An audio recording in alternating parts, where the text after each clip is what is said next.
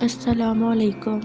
چودھری شوکت ہمارے گاؤں کے بڑے زمیندار تھے۔ ان کے 2 بیٹے اور ایک بیٹی تھی۔ بیٹی کا نام سمیرہ تھا، بیٹوں کے نام صادق اور بابر تھا۔ یہ نہایت خوشحال فیملی تھی، لیکن گھر میں سکون کی کمی تھی کیونکہ چودھری شوکت کو جھوٹ بولنے کی عادت تھی، جس کی وجہ سے لوگوں کے دلوں میں ان کی عزت باقی نہ رہی تھی۔ ان کا تعلق سیاست سے بھی تھا اور لوگوں کو دھوکہ دینا اپنا شعار سمجھتے تھے۔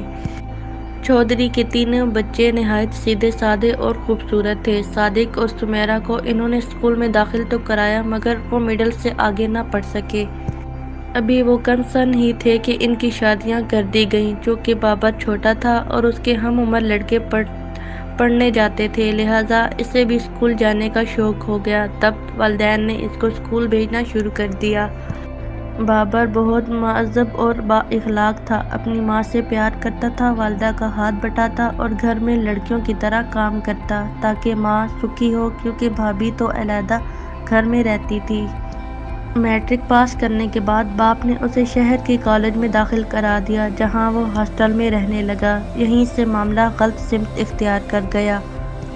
اس کو ہاسٹل میں کچھ اوباش لڑکے مل گئے۔ ان لڑکوں کی عادتیں خراب تھیں، جس کا اثر بابر نے بھی لیا۔ چودھری شوکت بیٹے کو خرچے کے لیے اچھی خاصی رقم بھجواتے تھے تاکہ صاحبزادے کو پردیس میں کوئی تکلیف نہ ہو۔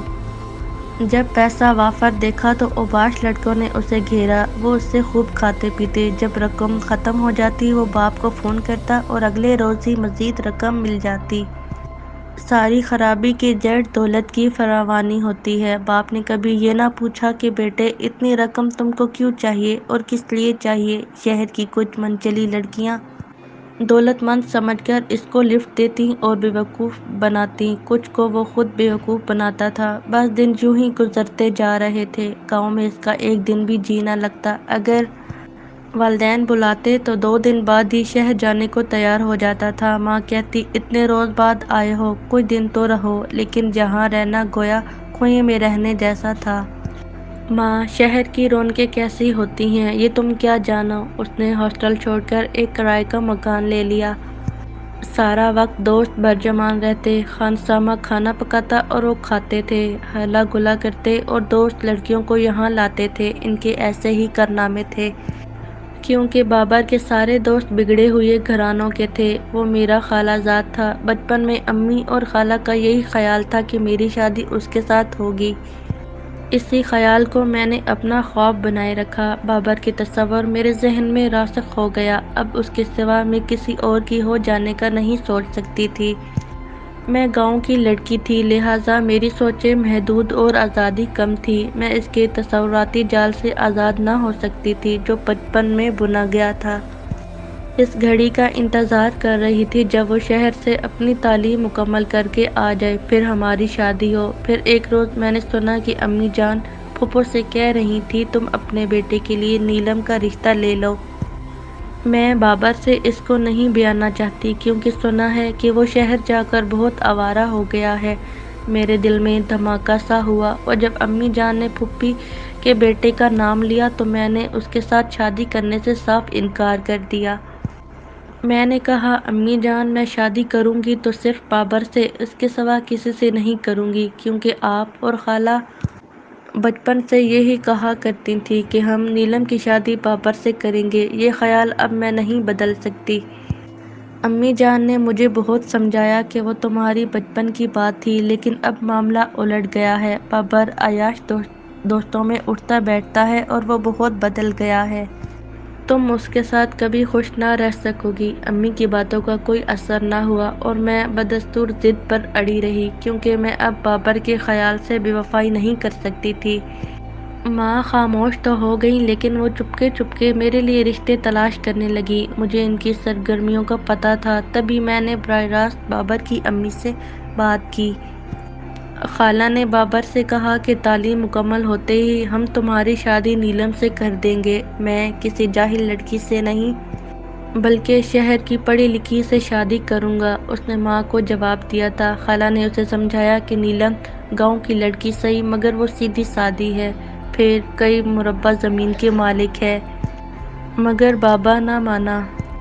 تعلیم مکمل ہو جاتی اگر بابر سنجیدہ ہوتا، لیکن وہ پڑھائی میں کب سنجیدہ تھا؟ اس کو تو زیادہ سے زیادہ دن شہر میں رہنا تھا، وہ بہانے سے پرچے نہ دیتا۔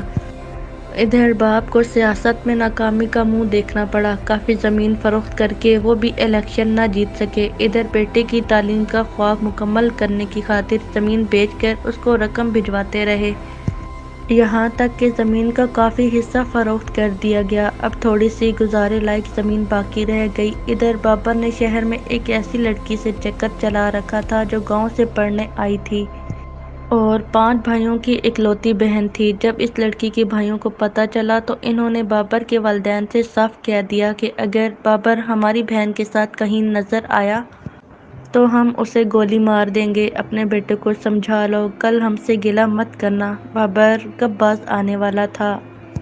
ہما کے بھائیوں تک لوگ خبریں پہنچا رہے تھے۔ وہ ایک بار پھر شوکت کے پاس آئے تو چودھری صاحب نے ان سے کہا، آپ لوگوں نے اپنی بہن کو شہر بھیجا ہے تو برداشت کریں، لوگ ایسی باتیں کرتے ہی ہیں، اور لڑکوں کا کیا ہے، اس عمر میں ان سے ایسے کام ہو جاتے ہیں۔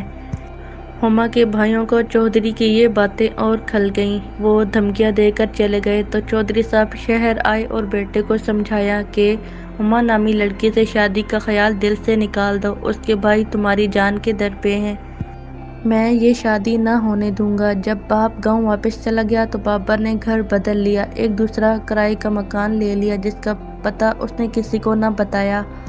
اس مکان کے پڑوس میں ایک بیوہ عورت رہا کرتی تھی جس کی بیٹی شبانہ بہت خوبصورت اور 16-17 برس کی تھی۔ بابر نے یہاں آتے ہی اس کے ساتھ دوستی کر لی۔ شبانہ کا بڑا بھائی ایک سرکاری محکمے میں ملازم تھا، اس کو بھی شیشے میں اتار لیا اور قیوم کو اپنا دوست بنا لیا۔ قیوم سے ملنے کے بہانے وہ بیوہ کے گھر آنے جانے لگا جہاں شبانہ سے باتیں کرنا آسان تھا۔ حالانکہ یہ لڑکی معمولی پڑھی لکھی تھی مگر بابر کو پسند آ گئی تھی۔ وہ سب کچھ بھول بھال کر اس کے چکر میں پڑ گیا۔ اس چکر کی وجہ سے اس نے یونیورسٹی جانا بھی ترک کر دیا اور تعلیم کو خیر بات کہہ دیا، جبکہ چودھری صاحب اس خیال میں رہے کہ ان کا بیٹا تعلیم حاصل کر رہا ہے۔ وہ اب بھی خطیر رقم ہر ماہ بھجواتے تھے کہ بابر کو پریشانی نہ ہو۔ اس طرح تقریباً تمام زمین بک گئی۔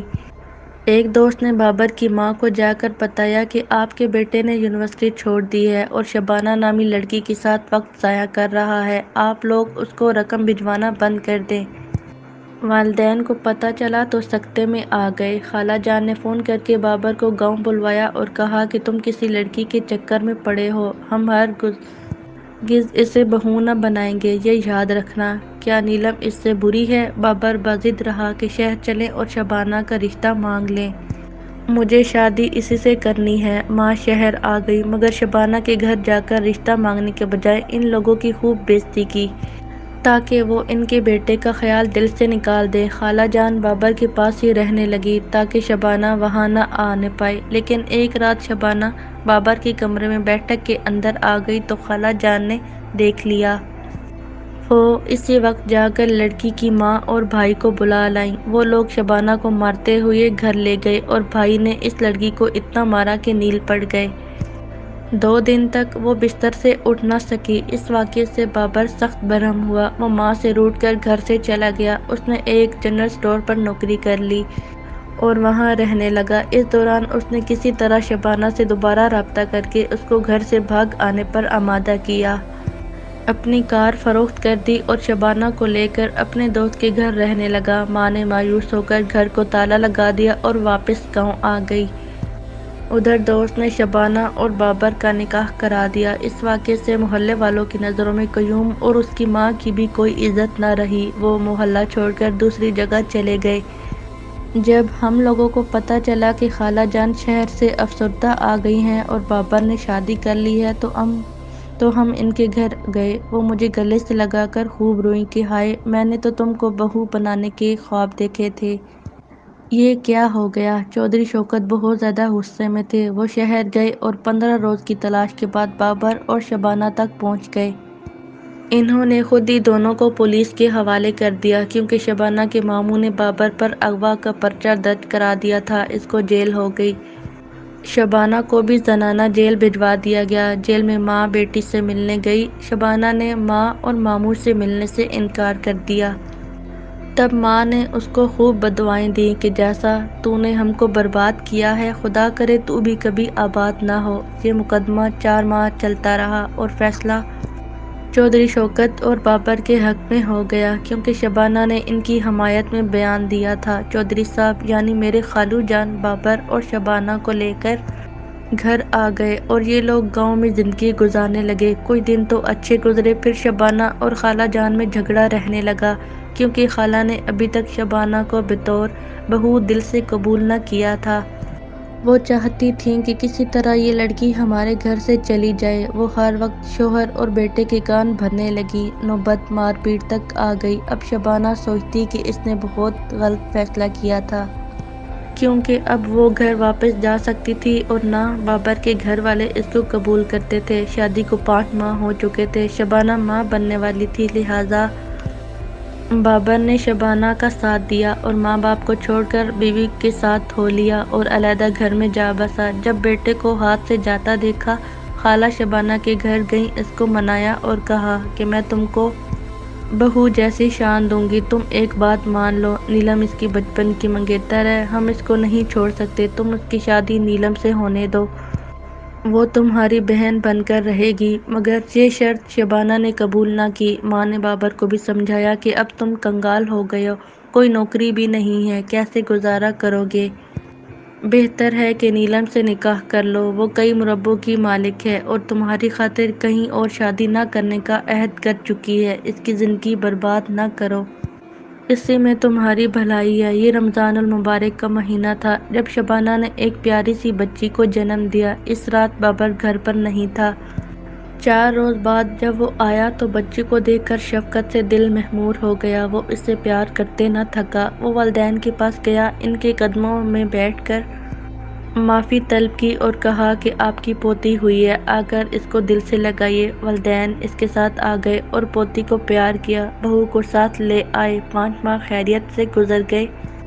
ایک روز بابر کسی کام سے شہر گیا تو ساس نے بہو پر الزام لگا دیا کہ وہ کسی اور شخص کے ساتھ واسطہ رکھتی ہے۔ اگرچہ یہ سراسر الزام تھا، مگر شبانہ کی ایسی اہانت کی گئی کہ وہ بچی کو لے کر شہر سے چلی گئی۔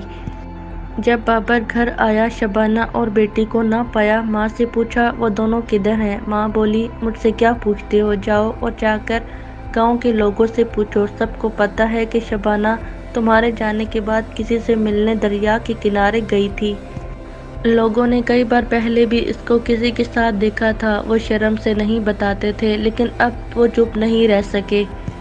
کچھ لوگ تمہارے ابا کے پاس شکایت کرنے آ گئے کہ تمہاری بہو کا چال چلن ٹھیک نہیں ہے، آپ کی عزت کو خاک میں ملتے ہم نہیں دیکھ سکتے۔ بابر کا سر گھوم گیا، اس کو اپنے کانوں پر یقین نہ آیا۔ اس نے فون پر بات کی کہ شبانہ تم کہاں ہو اور یہ لوگ کیسی باتیں کر رہے ہیں، تم کیا کسی سے ملنے نہر پر گئی تھی؟ ہاں میں گئی تھی، تمہیں جو کرنا ہے کر لو، اس نے غصے سے جواب دیا۔ یہ سن کر بابر کے حواس جاتے رہے اور اس نے بغیر سوچے سمجھے نہر میں چھلانگ لگا دی۔ افسوس کہ یہ سب کچھ غلط فہمی کی وجہ سے ہوا، کیونکہ شبانہ کے کسی غیر مرد سے تعلقات نہ تھے۔ وہ نہر پر اپنے بھائی سے ملنے گئی تھی، جو اس کی ماں کا سندیسہ لایا تھا، کیونکہ شبانہ کی والدہ کافی بیمار بلکہ قریب المرگ تھی۔ وہ تو جھگڑوں سے تنگ تھی۔ جب ماں کی علالت کا پتہ چلا، اس نے بابر کے آنے تک انتظار نہ کیا اور ساس کے الزام لگانے پر غصے میں اپنے بھائی کے ساتھ بغیر کسی کو کچھ بتائے شہر چلی گئی۔ جب اس کو بابر کے ڈوب کر مر جانے کی اطلاع ملی، وہ سکتے میں آ گئی کہ آہ، جلد بازی میں مجھ سے یہ کیسی غلطی سرزد ہو گئی۔ وہ بے ہوش ہو گئی۔ جب ہوش آیا تو یہی الفاظ بار بار اس کے لبوں پر آتے تھے، بابر یہ کیا کر گزرے، میرا اعتبار تو کرتے، میں نے تمہاری خاطر سب کچھ چھوڑ دیا اور تم مجھے اکیلا چھوڑ کر چل دیے، کس کے سہارے، میرا تو کوئی نہیں تھا تمہارے سوا، مجھے بھی ساتھ لے جاتے تو اچھا تھا۔ ماں سے گلے لگ لگ کر کہتی تھی، آپ نے مجھے بددعا دی تھی کہ تم برباد ہو جاؤ، تو دیکھو آج میں برباد ہو گئی ہوں۔ اس کی ماں بیمار تھی، وہ پھر بھی آ گئی تھی۔ ہفتہ بھر بعد بیٹی کو ساتھ لے گئی، کیونکہ بچی چھوٹی تھی، لہٰذا اسے بھی لے گئے۔ وہ بیوہ کی بیٹی تھی، صرف 19 برس کی عمر میں خود بھی بیوہ ہو گئی۔ خالہ جان کی حالت تو لکھ نہ پاؤں گی۔ وہ آج بھی بابر بابر پکارتی ہیں، ہر ایک سے یہی کہتی ہیں کہ میرے بابر کو کہیں دیکھا ہے؟ اے کاش کہ میں بہو پر الزامات نہ لگاتی، اس کے میکے والوں سے ملنے سے نہ روکتی تو وہ یوں چوری چوری پاہج سے ملنے نہ جاتی۔ اس واقعے کو عرصہ گزر گیا ہے لیکن ہمارے دلوں میں آج بھی بابر کی یاد باقی ہے۔ میں ماؤں سے گزارش کروں گی چاہے جتنا بھی دکھ ہو، اپنی اولاد کو بددعا نہ دیں۔ میں نے بابر کی یاد میں ابھی تک شادی نہیں کی کیونکہ میرے دل میں جو جگہ اس کی تھی وہ کسی اور کی نہیں ہو سکتی۔